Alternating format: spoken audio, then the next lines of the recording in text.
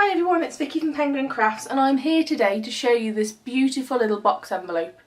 So I don't know if you can see that, hopefully you can, it's absolutely gorgeous. So on this one I've used the Daisy Delight DSP and the new Berry Burst colour from the New In Colours, which I absolutely love. It's definitely one of my favourites. This and the Lemon Lime Twist I'm in love with. So let's show you what this box is. If I flip it over, oh, can you see that? It's a little magnetic closed box. And inside, all I've got is a Galaxy chocolate bar, one of the large ones. I think this is, 135 grams. So I've just made a simple little box, just to make that sort of simple gift, that little bit extra. So again, it's got a magnetic closure, if you can hear that. Okay. So it's very simple, but yeah, absolutely gorgeous in my opinion. And here is the new Daisy Delight, which is what I'm showcasing today. The new Daisy Delight stamp set and DSP. So let's get started. So the first thing you'll need is a bit of DSP that is 8 5/8 of an inch. This is from the new Delightful Daisy collection, and I'm going to have this lovely floral side on the outside. So once you've cut it down to 8 5/8, you're going to need your envelope punch board, or I'm going to use my 123 punch board, just for the length. So can you see that? Yeah, I'm just in. Okay. So what you're going to need is to do 2 punches along each side. So the first punch will be at 2 7/8. So all you do is line your corner up with the 2 7/8 one, punch and score. The reason I'm using the 123 punch board over my traditional envelope punch board is just because it has this extender arm, so it makes it a lot easier when you're working on the larger cardstock to make sure that your score go all the way to the edge. But as I say, you can use the envelope punch board, and I use that for many years. I've just recently got this and I find this helpful. So we've done the first punch at 2 7/8, and we're going to slide it along and go to 3 5/8. Again, just line up your corner, punch and turn. Now once you've done those first two, you turn it 90 degrees and line up, if you can see, the score line here. So I don't know if you'll be able to see, but there's a little bit of the line left. And all I'm doing is lining that up, punching and scoring. Moving along. So this one, I won't be able to see where it is. So I know that that line is roughly in the centre of there. So if I slide that in and punch and score, and again turn 90 degrees, line up that line, punch, score. And for this side, as it's the short side, again I can line up the line there, punch and score, and then one last time line that up, punch, oh punch, and I moved it, and score, and one last time. You can now line it up on this side as it is all the same, punch and score. Okay, I'm then going to round off the corners, and I'm just going to check because I don't want to make a mistake. I think it's this side. It is, yeah. So what I'm going to do now is punch and score, is punch each corner. So as you can see at the top, the left hand section, and just rotate round each corner. Okay, so now we can move this out the way. Right. Okay. So now I'm going to get my bone folder, and I'm going to burnish in all of these score lines. This paper's a bit odd, you see. Stampin' Up have gone for this faded look on some of the DSP. I don't know, so this side to me looks perfect, but this side, I don't know if you can tell, it's got a faded look on there. I'm using this side, as I say, but I think I'm going to like this faded side. I just need to work out how to use it. I'm sure I'll do a couple of boxes and things and some card fronts from it. It's just not what I'm used to, but I'm sure I'll end up loving the sort of distress look. Right, so folded and burnished, we're then going to need our snips, which I appear to have lost. There they are. Okay. So what you're going to do is the envelope box opens this way. Okay, so we're going to choose which one you want to be the way up. So which way up do I want it? So I want it that way up. So at your top 2 corners, you need to cut off the little squares. Okay, so just neatly cut those off. Oh, missed a little bit. Is it? And the same on the other side, just neatly cut those away. Okay. Oh, missed it slightly there, so again, just go back in, take your time, and you can tweak anything. And on the bottom 2, we're going to wedge these in. So we're going to cut along one of the sides and then wedge it in. Okay? Just like that. Turn again and cut along the line and wedge in. This will just make it easier and neater when we're finishing the box. Okay. You then need to flip it over so the side that's going to be your outside is facing you. And then what I found the easiest is you put fuse on the little tabs, and on the short sides that are closest to it, we then put the fuse as well. Okay, so what I've fused down this one, I like to make sure I've got plenty of fuse, and then on each of the little tabs as well, make sure you get lots of fuse. Okay, and the same on this side, on the length, and then on the little tabs. Okay, and then with the little tabs, all you do is line up the side so it's at a 90-degree angle. Okay, and the same on this one. Just line it up at a 90. Oh, it's easy this way for me. At a 90-degree angle and stick. And then in order to finish your box, I find it easy if I put the item in. As to me, it just works better, and then it's easier for you to get your angle set. Okay, so you just need to make sure that you're getting that nice 90-degree angle. Okay, so when we close that, oh, I've done that one a bit off, that's fine. All you need to do is gently pull the fast fuse away. If I fold that back, you can probably see what angle it is we need. It's about there. And the same on this one as well, actually. Again, you've got a bit of time before it's fully set, so just gently pull it away. That's it. And then just line it up.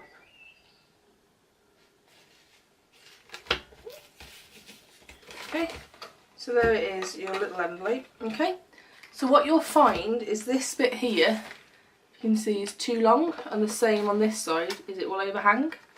So I've now used this as my closing mechanism. So once you've got your box made, okay, all you're going to do is where they join here, if you can see there's like the V, you're going to fold in that bit of cardstock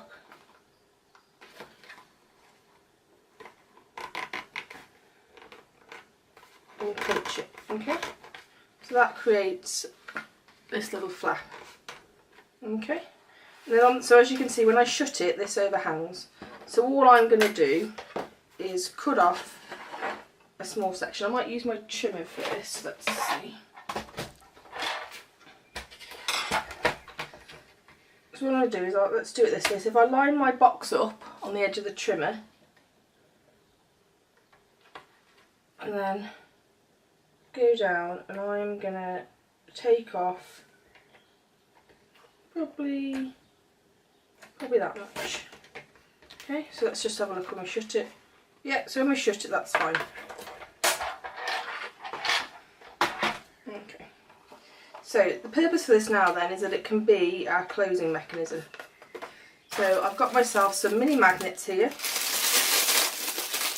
Okay, sorry about that noise. Some very small mini magnets. I think these are off Amazon, not very expensive at all. And some mini glue dots, oh not those ones, some mini glue dots and some fast fuse. So the first one we're going to do is this one here. So if you flip your little tab out, this again is going to be awkward to see, and what we're going to do is going to put fast fuse all the way over this tab. So I'm just going to do that first. It's not, as I say, very easy for you to see at this angle, so sorry about that.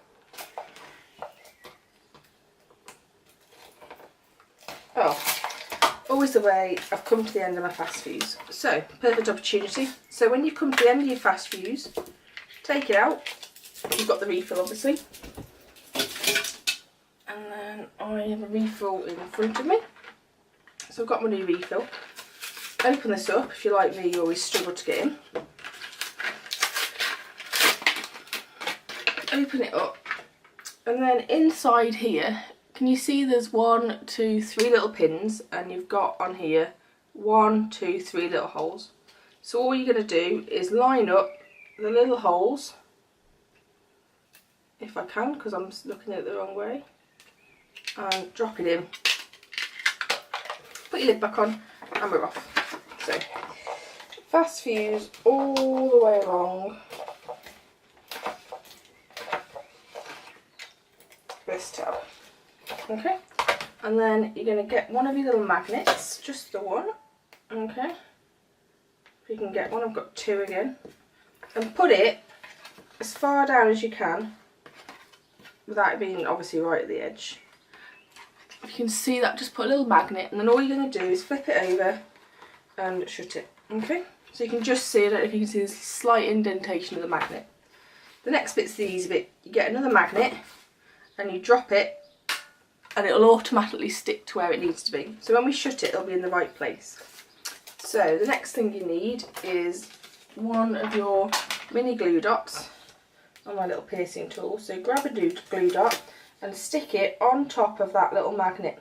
Okay, so I don't know if you can see again, put a little glue dot on, and then all we're going to do, put your gift back in again just to make sure it's all lined up, and then close the lid and push. Okay, so just push down just to make sure it sticks, and then when you open it, you'll have your little magnet on that side, if you can see. So we'll shut it, and it just locks it in place. So to me, that's a lovely little added extra. Just makes the box look that bit more expensive, which is lovely.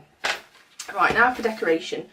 As this is from the Daisy Delight collection, I'm going to put a daisy on the top of it, and then we will put a sentiment as well.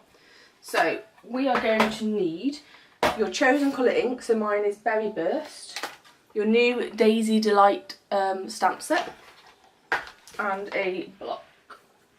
So I've got my D block here, okay. So just grab your stamp, okay, and some Whisper White cardstock. Oh, don't put your finger in it like I did. And then we're just going to do a couple of these. Okay.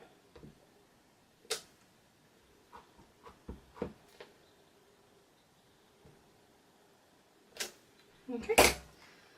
I'm just going to scrub my stamp, as this Berry Burst is a beautiful colour, but it does tend to stain. So just spray it your pad. Oh, we're running out of this as well. I need to do a bit of a restock, and just scrub away.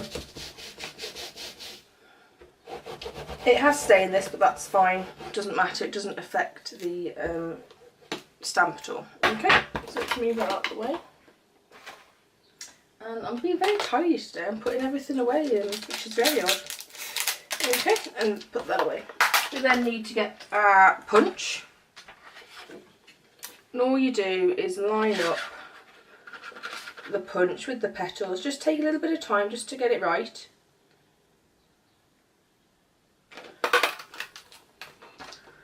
And punch. So again, line it up.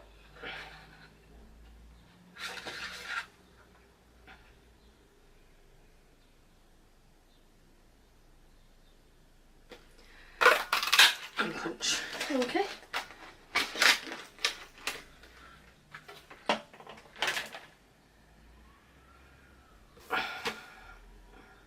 So I like just to push these petals up slightly, just to get a slight 3D effect. I know people use their piercing mat and things, but I just like a little bit of lift on these. Okay. Right. Then get your glue dots, and then put these together so that the petals are in between the previous ones. If that makes sense, you'll see in a second when I go up. So if you see there, the petals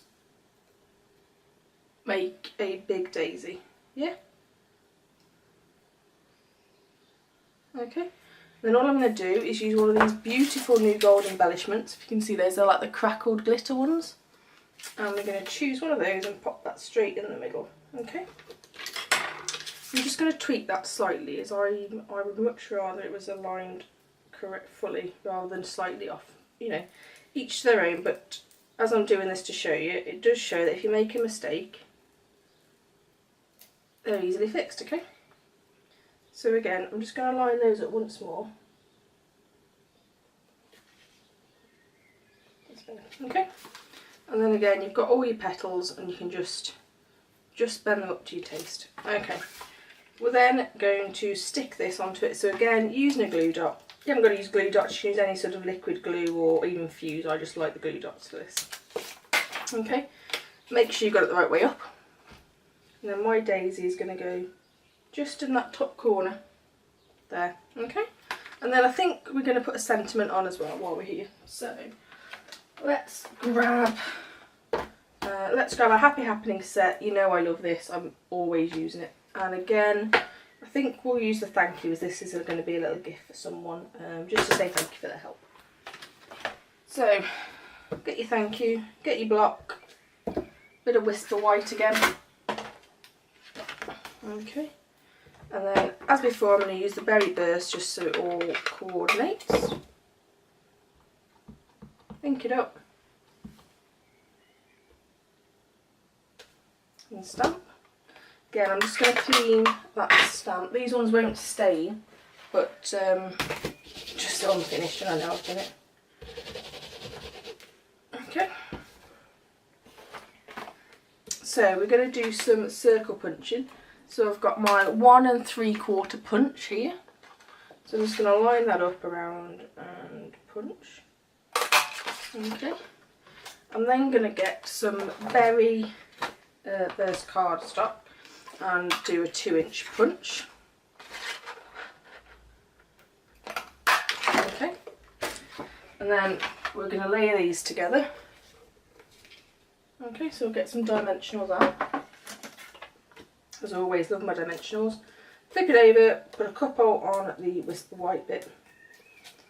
Okay. I think I'm nearly out. Yeah, I'm nearly out of these as well. I'm not doing very well at the moment. I need to put in an order. Just line that up. And then I think we're going to put this over here. So again, dimensionals.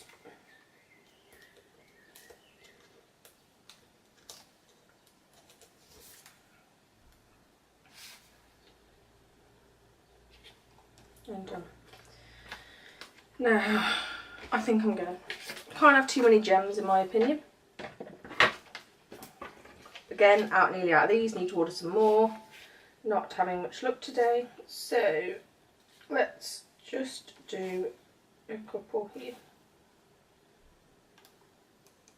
And maybe a third actually.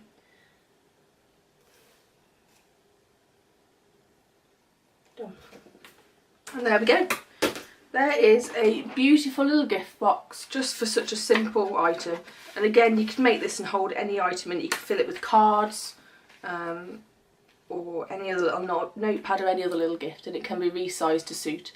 So I hope you like this. Again, as usual, everything will be listed below, all the links to my blog and to my website. So click on there, go through, the products will all be listed and how to make it and the dimensions. But thank you very much. Bye guys.